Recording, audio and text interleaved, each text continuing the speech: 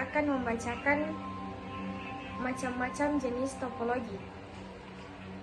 Ada topologi tree, topologi hybrid, topologi point-to-point, topologi daisy chain, dan topologi extended star. Kelebihan topologi tree. Yang pertama, fleksibilitas. Menggabungkan kelebihan topologi star dan bus, memungkinkan segmentasi dan manajemen yang lebih baik. Yang kedua, skalabilitas. Memungkinkan penambahan segmen jaringan dengan mudah tanpa mempengaruhi segmen lain. Yang ketiga, administrasi terpusat. Memungkinkan pengelolaan terpusat dan analisis kesalahan yang ditargetkan. Kekurangan topologi tree. Yang pertama, ketergantungan pada backbone. Jika kabel backbone utama gagal, seluruh segmen yang terhubung dengannya akan terpengaruh. Yang kedua, kompleksitasi. Lebih kompleks dalam pemasangan dan konfigurasi dibandingkan topologi bus atau star. Yang ketiga, biaya lebih tinggi.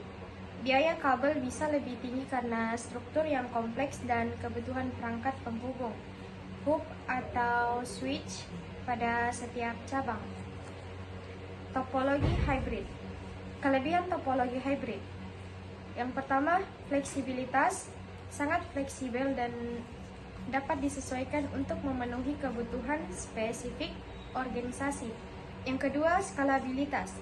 Mudah diperluas dengan menambahkan topologi atau segmen jaringan baru tanpa mengganggu yang sudah ada. Kekurangan topologi hybrid. Yang pertama, kompleksitas. Sangat rumit dalam desain, instalasi, dan pengelolaan karena melibatkan berbagai jenis topologi. Yang kedua, biaya mahal. Biaya implementasi yang tinggi karena kompleksitas dan kebutuhan berbagai perangkat keras. Yang ketiga, membutuhkan tenaga ahli. Membutuhkan keahlian teknis yang tinggi untuk perancangan, implementasi, dan pemeliharaannya. Topologi point-to-point. Kelebihan topologi point-to-point. Yang pertama, dedikasi bandwidth. Bandwidth sepenuhnya didedikasikan untuk dua perangkat yang terhubung, memastikan kinerja tinggi dan latensi rendah. Yang kedua, keamanan. Tautan khusus meningkatkan keamanan data karena tidak ada perangkat lain yang dapat mengakses jalur komunikasi.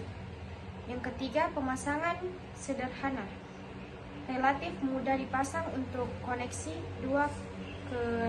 dua perangkat. Dan kekurangan topologi point-to-point. Yang pertama, tidak scalable. Tidak praktis untuk menghubungkan lebih dari dua perangkat, sehingga sangat tidak scalable untuk jaringan yang lebih besar.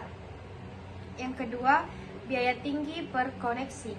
Biaya tinggi jika banyak koneksi diperlukan karena setiap pasang perangkat membutuhkan tautan khusus. Yang ketiga, redundasi terbatas. Kegagalan tautan akan menyebabkan hilangnya konektivitas antara kedua perangkat. Topologi daisy chain. Kelebihan topologi daisy chain. Yang pertama, pemasangan mudah. Sangat mudah diatur karena setiap perangkat hanya perlu terhubung ke perangkat berikutnya dalam rantai. Yang kedua, efektivitas biaya. Hemat biaya untuk jaringan kecil karena membutuhkan kabel yang minimal.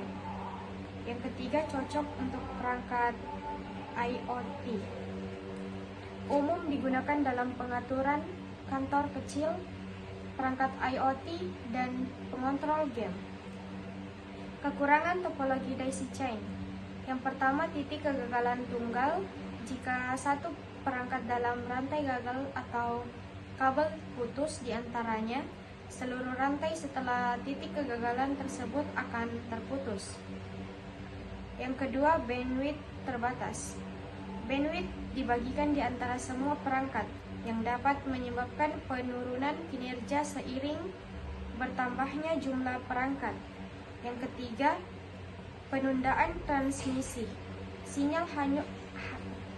sinyal harus melewati setiap perangkat dalam rantai, menyebabkan penundaan transmisi. Topologi extended star. Kelebihan topologi extended star, skalabilitas tinggi, mudah diperluas dengan menambahkan switch tanpa mengganggu jaringan utama. Ideal untuk jaringan menengah hingga besar. Yang kedua, manajemen mudah. Tetap mempertahankan kontrol terpusat melalui hub utama, memudahkan troubleshooting. Yang ketiga, toleransi kesalahan. Kegagalan satu cabang segmen tidak memengaruhi cabang lain. Kekurangan topologi extended star. Yang pertama, biaya lebih tinggi, memerlukan lebih banyak perangkat, switch tambahan, dan kabel, meningkatkan biaya instalasi. Yang kedua, ketergantungan pada hub utama. Jika hub sentral utama gagal, seluruh jaringan ekstensi bisa terdampak. Yang ketiga, kompleksitas routing. Alur data antar cabang bisa lebih rumit, berpotensi menambah latensi. Itulah penjelasan dari saya tentang jenis-jenis topologi jaringan. Sekian dan terima kasih.